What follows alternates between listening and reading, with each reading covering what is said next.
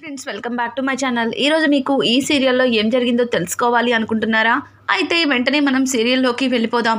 ఇక కావ్య రాజులు ఇద్దరు కూడా బాబు గురించి మాట్లాడుకుంటూ అలానే నిద్రపోతారు. ఉన్నట్టుండి గట్టిగా ఏడుపు శబ్దం వినిపిస్తుంది.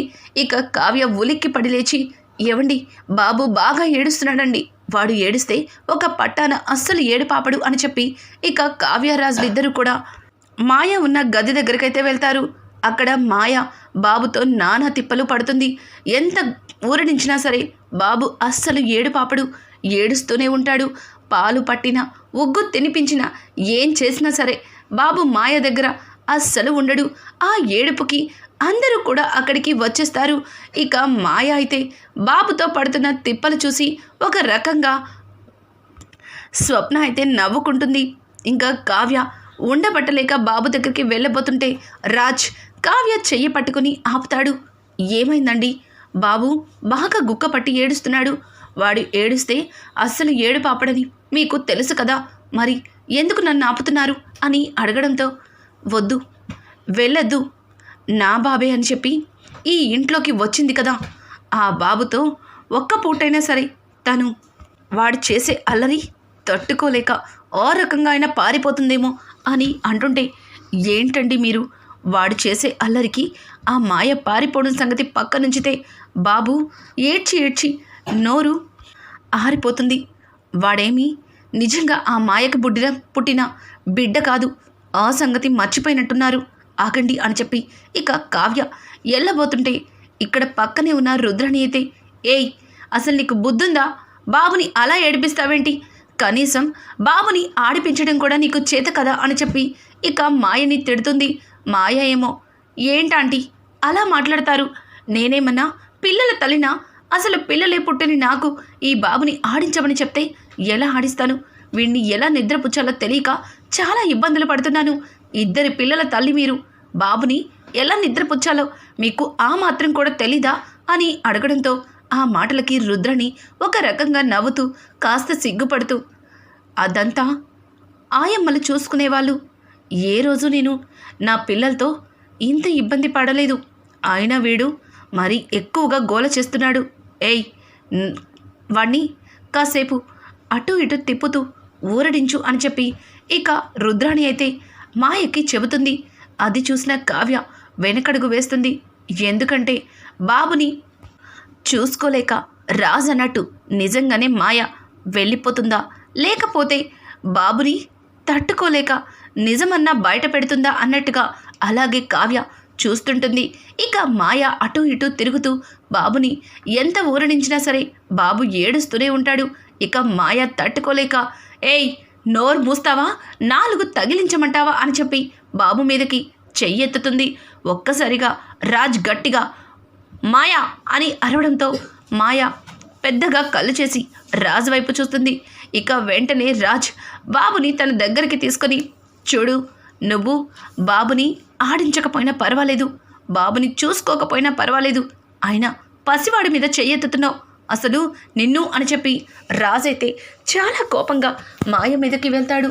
ఇంకా కావ్య రాజ్ దగ్గరికి వచ్చి, ఏవండి, రండి రండి అని చెప్పి బలవంతంగా బయటకు తీసుకొస్తుంది. ఇంకా రుద్రాణి అయితే, ఏయ్, నీకేమైనా పిచ్చి పట్టిందా? బాబుని దగ్గర చేసుకోమంటే వాడి మీదకి చెయ్యెత్తుతున్నావు, అసలు బుద్ధుందా నీకు? వాడు ఎవరనుకుంటున్నావు? ఈ ఇంటి వారసుడు, సుభాష్ అన్నయ్య కొడుకు. వాడిని అనాథని చెయ్యలేకే కదా వాళ్ళ నాన్నకు పుట్టిన బాబుని తన బాబుగా ఇంట్లో అందరికీ పరిచయం చేశాడు. అట్లాంటిది ఆ బాబు మీద చేయి చేసుకుంటే వాడు చూస్తూ ఊరుకుంటాడు అనుకుంటున్నావా అని చెప్పి రుద్రాణి అయితే ఇక మాయకి బుద్ధి చెప్తుంది. మాయ, మరేం చేయమంటారండి? ఎంత ఆడించినా సరే ఆ బాబు అస్సలు ఏడు పాపటం లేదు. ఆయన నిద్రపోకుండా చూసారుగా ఎలా గుక్క పట్టి ఏడుస్తున్నాడో, నాకు అంతకు మించి ఏం చేయాలో తెలియలేదు అని చెప్పి ఇంకా మాయ మాట్లాడుతూ ఉంటే రాజ్ని తీసుకెళ్ళిన కావ్య మళ్ళీ వెనక్కి తిరిగి వస్తుంది. ఇక ఇద్దరిని చూసి, చూడండి, పిల్లల్ని నా పిల్లలు అని చెప్పుకున్నంత మాత్రాన అది నిజమైపోదు. ఆ బిడ్డల్ని ఎలా ఆడించాలో కూడా మరి తెలుసుకోవాలి. అదేంటి, నువ్వు మా ఆయన్ని పెళ్లి చేసుకుంటాను, ఈ దుగ్గిరాల వారింటికి కోడలనవుతాను, ఆ బిడ్డకి తల్లినవుతాను అని చాలా పెద్ద పెద్ద మాటలే మాట్లాడావు. కనీసం బాబు ఏడుపుని కూడా ఆపలేకపోయావు. నీ గురించి అందరి ముందు నిజం బయట పెట్టడానికి నాకు నిమిషం సరిపోదు. కానీ నేను తీసుకొచ్చాను కాబట్టి నేను నోరెత్తకుండా సైలెంట్గా ఉన్నాను. కానీ ఏదో ఒకరోజు నీ గురించి మొత్తం బయటపడుతుంది. ఆ రోజు అందరికీ సమాధానం చెప్పడానికి సిద్ధంగా ఉండు అని చెప్పి కావ్య ఇక బయటికి వచ్చేస్తుంది. కావ్య మాటలకి మాయ రుద్రాణి వైపు చూస్తుంటే, రుద్రాణి ఏంటి అలా చూస్తున్నావు? అది నువ్వు అనుకున్నంత సైలెంట్ కాదు. దాన్ని కదిపితే అది కంచు లాంటిది, మోగుతుంది. మోగడంలో మామూలుగా మోగదు, చెవులు దద్దరిల్లిపోతాయి. దాని దగ్గర జాగ్రత్తగా ఉండు అని చెప్పి రుద్రాణి ఇక మాయతో చెప్పి గుడ్ నైట్ చెప్పి నిద్రపోతుంది. ఇక మాయ అయితే ఇదేంటి రాను ఇలా ఇరుక్కుపోతున్నాను, ఇక్కడ ఏదో ఈ ఇంటికి కోడలనయ్యి డబ్బున్న వాళ్ళ ఇంటికి మహారాణిలాగా బ్రతికేస్తానని ఆశపడ్డాను. కానీ ఇక్కడ ఎన్ని బాధలు పడాలా? నేను అనవసరంగా వచ్చానా? నిజం తెలిస్తే వీళ్ళందరూ కలిసి నన్నేం చేస్తారు అని చెప్పి ఇక మాయ భయపడుతుంది. అలాగే ఒక పక్క లేదు నిజం తెలిసేదే లేదు. నిజం తెలిస్తే రుద్రాణి గారు అన్నట్టు వాళ్ళ మావయ్య గారి గుట్టు బయటకొస్తుంది. ఈలోపే రాజుని నేను పెళ్లి చేసేసుకోవాలి. రాజుని పెళ్లి చేసుకున్న తర్వాత ఈ కోట్ల ఆస్తికి నేను మహారాణిని అవ్వాలి. తరువాత రుద్రాణి లేదు, తొక్క లేదు. ఈ రుద్రాణిని నేనే మెడ పట్టుకొని బయటికి గెంటేస్తాను అని చెప్పి ఇక మాయ మనసులో ఉన్న కుట్ర బయటకొస్తుంది. మాయ తన అనుకున్నంత మాయని అడ్డం పెట్టి ఆస్తి కొట్టేయాలనుకున్న రుద్రానికి తగిన జోడి దొరుకుతుంది అని మనకనిపిస్తుంది. ఇక ఇక్కడ చూస్తే రాజ్ బాబుని తీసుకెళ్ళి కావ్యతో నీకసలు బుద్ధి లేదు, వెళ్ళటం కాస్త లేట్ అయినా సరే అది బాబుని చంపేసేది అని అంటుంటే, ఏవండి మీకేమన్నా పిచ్చి పట్టిందా? ఇది ఈ బాబుకి తల్లిలాగా వచ్చింది.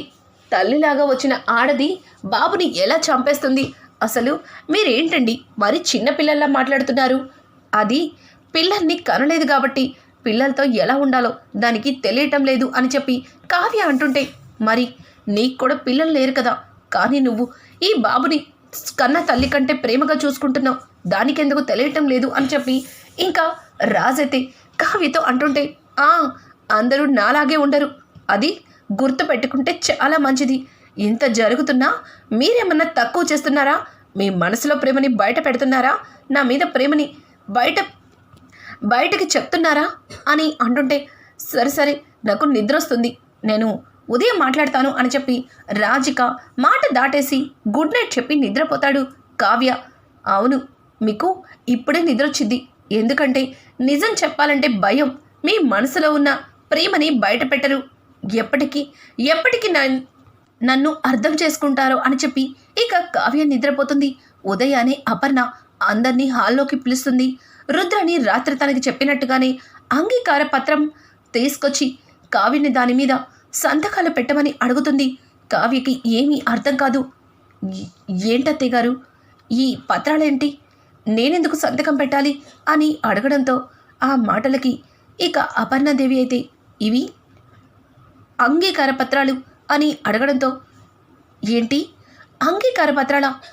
అసలు దేనికా పత్రాలు మమ్మీ అని రాజ్ ఆశ్చర్యంగా ఇక అపర్ణని అడుగుతాడు. చెప్తాను నువ్వు ఇదిగో ఈ మాయని పెళ్లి చేసుకోవడానికి కావ్య అంగీకరించిందని తనే దగ్గరుండి మీ ఇద్దరికి పెళ్లి జరిపించినట్టుగా ఈ పత్రాల మీద సంతకం పెట్టాలి. తను ఈ ఆస్తిని అనుభవించవచ్చు, అలాగే ఈ కుటుంబంతో ఈ ఇంటి కోడలిగా సంతోషంగా ఉండొచ్చు. కానీ నీకు తనకి ఏ విధమైన సంబంధం లేదు. అలాగే మాయను నువ్వు పెళ్లి చేసుకోవడానికి తనకి ఎటువంటి అభ్యంతరం లేదని ఈ అంగీకార పత్రాల మీద సంతకం పెట్టాలి అని చెప్పడంతో ఒక్కసారిగా కావ్య ఆ మాటలకి షాక్ అయిపోతుంది. అత్తయ్య గారు ఏం మాట్లాడుతున్నారు? నేనెందుకు ఆయనకి రెండో పెళ్లి చేయడానికి అంగీకార పత్రాల మీద సంతకం పెట్టాలి? అసలు ఆయనకి పెళ్లి చేయడమే నాకు ఇష్టం లేదు. అయినా నేనుండగా రెండో పెళ్లి చేయాలి అన్న ఆలోచనే తప్పు.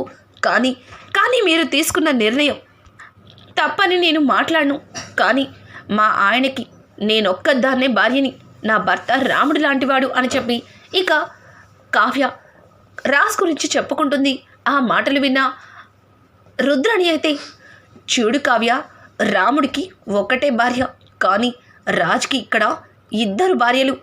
రాముడు తన భార్యని తప్ప కన్నెత్తి పరాయి ఆడదాన్ని చూడలేదు. కానీ నీ భర్త మాయతో బిడ్డని కన్నాడు, నీ మెడలో తాళి కట్టాడు. మరి దానికి రాముడితో పోలికేంటి అని చెప్పి రుద్రాణి మాట్లాడుతుంటే, చూడండి రుద్రాణి గారు, ఇది మా భార్య భర్తల సమస్య. మా విషయంలో దయచేసి మీరు కలగజేసుకోకపోతే చాలా మంచిది అని అంటుంటే, అలా చెప్తే అర్థం కాదే కావ్య, ఇంకొకసారి మా ఫ్యామిలీ విషయంలో తల పెడితే ఆ తల ముక్కలవుతుందని మా అత్తకి వార్నింగ్ ఇస్తే అప్పుడు కానీ నోరు ముయ్యదు అని చెప్పి స్వప్న రుద్రాణి మీద అరుస్తుంది. రుద్రాణి అయితే స్వప్న అని అంటుంటే, ఏంటి ఏంటి ఆయన వాళ్ళ సమస్యలో తలదూర్చొద్దని నీకు చాలాసార్లు చెప్పాను. అయినా అందరి విషయాల్లో నేనొక దాన్ని ఉన్నానంటూ తలదూరుస్తావేంటి? నీకెన్నిసార్లు చెప్పినా బుద్ధి లేదా? ముందు నీ కొడుకుని సక్రమంగా పెంచడం నేర్చుకో, తర్వాత పక్క వాళ్ళ జీవితాల గురించి ఆలోచిద్దువా అని చెప్పి ఇక స్వప్న అయితే రుద్రానికి వార్నింగ్ ఇస్తుంది. ఇక రుద్రాణి ఏమీ మాట్లాడలేక సైలెంట్గా నోరు మూసుకొని ఉంటుంది. ఇంకా కావ్య అయితే, చూడండి అత్తయ్య, నిజంగానే మీరన్నట్టుగానే నా భర్త తప్పు చేసి ఉంటే నేనే స్వయంగా మాయకిచ్చి పెళ్లి చేసేదాన్ని. కానీ ఇక్కడ నా భర్త ఏ తప్పు చెయ్యలేదు. నా భర్త చెయ్యని తప్పుకి శిక్ష అనుభవిస్తాను అంటే దానికి నేను అస్సలు ఒప్పుకోను. నా భర్త తప్పు చేశాడని తెలిసిన మరుక్షణం ఈ ఇంటి నుంచే కాదు, ఇక జీవితంలో మీ ఎవ్వరికీ కూడా నా మొహం చూపించకుండా వెళ్ళిపోతాను.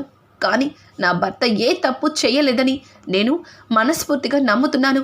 మీరు కూడా ఇది నమ్మండి అని అంటుంటే, ఏయ్, నిలువెత్తు మనిషిని ఇక్కడ ఉంచుకొని రాజ్ ఏ తప్పు చేయలేదంటే నేనెలా ఒప్పుకుంటాను?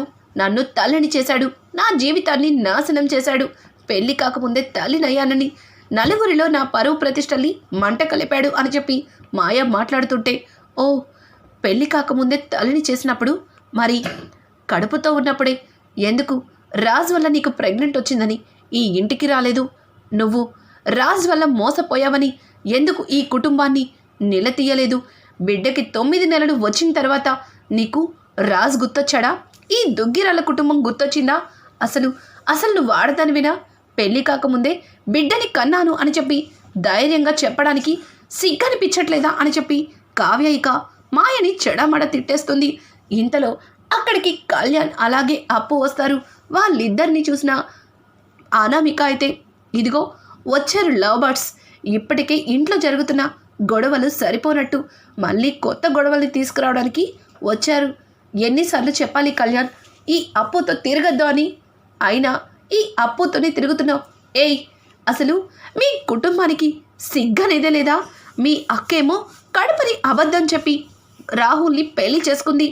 మా బావగారు ఒక బిడ్డకి తల్లిని చేసి ఆ బిడ్డని ఇంటికి తీసుకొచ్చినా మీ అక్క అన్నింటికి సర్దుమరిగి ఈ ఇంట్లో తిరుగుతుంది.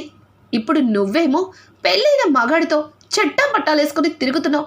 నీకు అసలు సిగ్గులేదా? నీకు నా మగుడే దొరికాడా అని చెప్పి ఇక అనామిక అయితే అప్పు మీద నోరు పారేసుకుంటుంది. ఇక అక్కడే ఉన్న అపర్ణాదేవి అయితే, షటప్ షటప్, ఆపుతారా? అసలు మీకు బుద్ధుందా? అసలు ఏం మాట్లాడుతున్నారు? ఇంట్లో ఏ గొడవ జరుగుతుంది, మీరేం మాట్లాడుతున్నారు? కళ్యాణ్, ఏంట్రా ఇది? నిన్ను అమ్మాయితో తిరగద్దని చెప్పాం కదా, ఎందుకు మళ్ళీ అప్పుని వెంటేసుకు తిరుగుతున్నావు అని చెప్పి అపర్ణాదేవి ఇక కళ్యాణ్ని అడుగుతుంటే, పెద్దమ్మ, ఇంట్లో జరుగుతున్న గొడవలన్నింటికీ కారణం ఎవరో మీకు తెలుసా? అసలు అన్నయ్య తీసుకొచ్చిన బిడ్డకి తల్లెవరో మీకు తెలుసా అని అంటుంటే, మీ అన్నయ్య తీసుకొచ్చిన బిడ్డకి తల్లి ఇక్కడే ఉంది కదా, మరి ఎవరో అని అడుగుతావేంటి కళ్యాణ్ అని చెప్పి రుద్రాణి మాట్లాడడంతో, తను అన్నయ్య తీసుకొచ్చిన బిడ్డకి తల్లైతే మరి తినెవరు అని చెప్పి అప్పు కళ్యాణ్ తీసుకొచ్చిన ఒక అమ్మాయిని అందరి ముందు నిలబెడతారు. తనని చూసిన సుభాష్ మాయా అని అనడంతో కావ్య ఒక్కసారిగా తల తిప్పి చూస్తుంది. అలాగే రాజ్ కూడా మాయ తనే అని అనడంతో ఇక అందరూ కూడా తన వైపు చూస్తారు. ఇక ఇక్కడ చూస్తే రుద్రాణి తీసుకువచ్చిన చిత్ర మాత్రం భయపడుతుంటుంది. ఎందుకంటే తను మాయ కాదు, రుద్రాణి పెట్టిన ఒక దొంగ మనిషిని.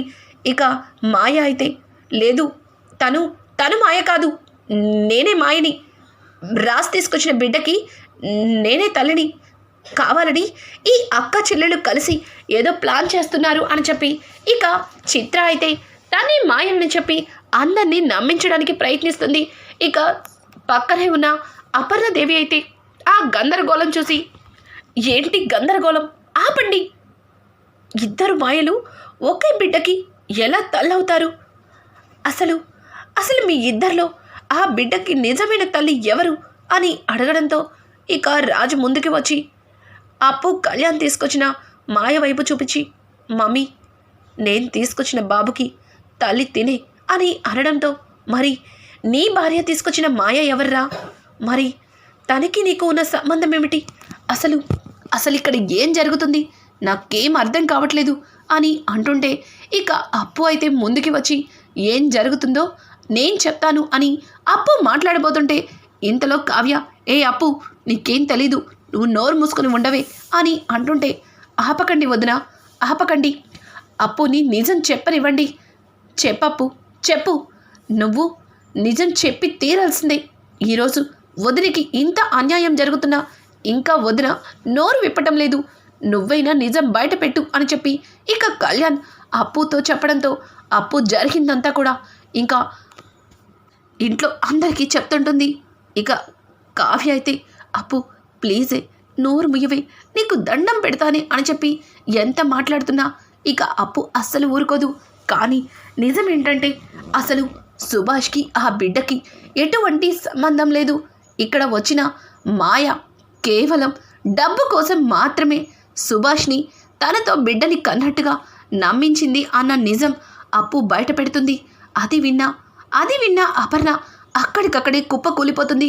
అపర్ణ దగ్గరికి పరుగున రాజు వెళ్ళి, మమ్మీ, డాడీ ఏం తప్పు చేయలేదు మమ్మీ, అది అనుకోకుండా జరిగిపోయింది, నాకు తెలుసు ఇవన్నీ జరుగుతాయని, నిన్ను ఆ మాయని వెతకద్దు అని చెప్పాను, కానీ నువ్వు నా మాట వినకుండా చూడు ఎంత పని చేశావో, మమ్మీ పరిస్థితి చూస్తుంటే నాకు భయంగా ఉంది కళావతి అని చెప్పి ఇంకా కావ్య వైపు చూసి చాలా సీరియస్గా అరుస్తూ ఉంటాడు.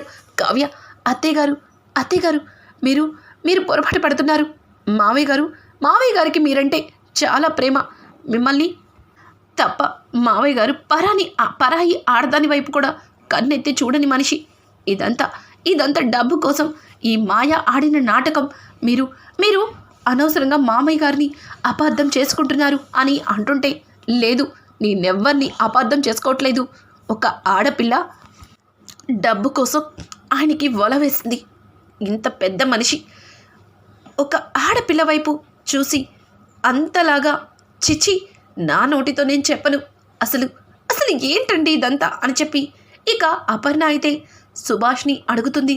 సుభాష్, అపర్ణ, ఆ రోజు నేను మత్తులో ఉన్నాను, ఏం జరిగిందో నాకు తెలీదు, ప్లీజ్ అపర్ణ, నన్ను అర్థం చేసుకో, నువ్వు తప్ప నా మనసులో ఇంకెవ్వరూ లేరు, నేను నిన్ను ఎంతలాగా ఇష్టపడతానో, ఎంతలాగా ప్రేమిస్తానో నీకు తెలుసు, నేనేంటో నీకు తెలుసు, నన్ను క్షమించు, నువ్వన్నట్టుగా నిజమే, ఒక పరాయి ఆడపిల్లతో అలా చనువుగా ఉండడం తప్పే, నన్ను క్షమించు, నేను తప్పే చేశాను, నన్ను క్షమించు అపర్ణ అని చెప్పి సుభాష్ అపర్ణని క్షమాపణ అడుగుతాడు.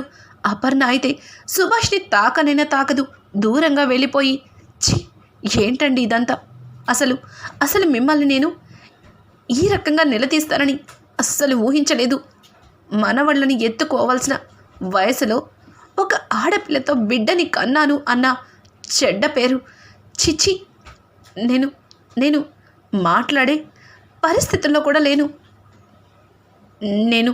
నేను మాట్లాడలేను అని చెప్పి అపర్ణ చాలా బాధగా అక్కడి నుంచి వెళ్ళిపోతుంది. ఇక రాజైతే కావ్య దగ్గరికి వెళ్ళి, చూసావుగా ఏం జరిగిందో, డాడీ ఏ తప్పు చేయలేదని తెలిసినా మమ్మీ ఎట్లాంటి నిర్ణయం తీసుకుందో, అందుకే ఈ గొడవని వదిలేమని చెప్పాను, నిన్ను ఇవేమీ చెయ్యొద్దని చెప్పాను అని అంటుంటే ఇక కావ్య అయితే రాజ్తో, ఏవండి, అత్తయ్య గారు బాధపడినా నిజం తెలుసుకున్నారు, ఎప్పటికైనా తెలిసే నిజమే అది, మావయ్య గారు ఏ తప్పు చెయ్యలేదని అత్తయ్య గారికి తెలిసినా ఆవిడ మనసు ఆవిడ పెద్దరికం ఈ తప్పుని అంగీకరించలేకపోతుంది. అలాగే రుద్రాణి గారు ఆడిన నాటకానికి మరి ఆవిడకి ఎంత పెద్ద శిక్ష వేయాలి ఒక్కసారి చెప్పండి అని అంటుంటే ఈ మాటలన్నీ విన్న సీతారామయ్య అందరితో కలిసి, చూడండి, ఇంతవరకు చిన్న తప్పులు చేసిన రుద్రాణిని మాట్లాడి క్షమించి వదిలేశాము. కానీ ఈరోజు నా కుటుంబాన్ని ముక్కలు చేయాలన్న రుద్రాణిని క్షమించేదే లేదు అని చెప్పి ఇక సీతారామయ్య అయితే రుద్రాణి విషయంలో చాలా పెద్ద నిర్ణయమే తీసుకుంటాడు. రానున్న ఎపిసోడ్స్ అయితే మరింత ఇంట్రెస్టింగ్గా మారబోతున్నాయి. ఈ వీడియో మీకు నచ్చినట్టయితే లైక్ చేసి సబ్స్క్రైబ్ చేసుకోవడం మాత్రం మర్చిపోకండి. Thanks for watching. Hi friends, welcome back to my channel. ఈరోజు మీకు ఈ సీరియల్లో ఏం జరిగిందో తెలుసుకోవాలి అనుకుంటున్నారా? అయితే వెంటనే